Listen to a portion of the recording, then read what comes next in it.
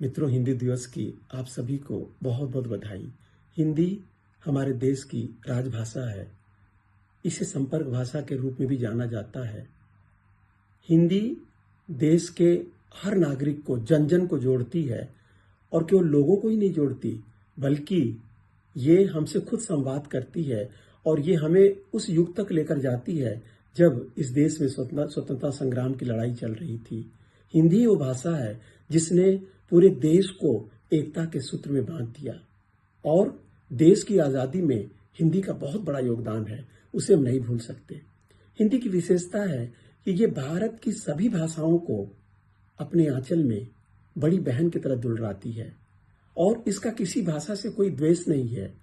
जैसे बादल में इंद्रधनुष उभर के आता है बरसात के बाद, ठीक उसी तरह हमारे देश की भाषाएं हैं जो कि इंद्रधनुष की तरह, जैसे उसमें सारे रंग एक दूसरे के साथ समाहित होते हैं, उन्हें अलग करना बहुत मुश्किल होता है। वही हिंदी है। हिंदी के रंग में हमारे देश के सारे भाषाओं का रंग समाहित है, हम उसे अलग नहीं कर सकते। इसीलिए हिंदी देश की राजभाषा है और हिंदी सारी भाषाओं को दुलराती है, प्यार करती है। हिंदी समृद्धि की भाषा है, हिंदी हमारे विश्वास की भाषा है, हिंदी भारत के उत्थान की भाषा है।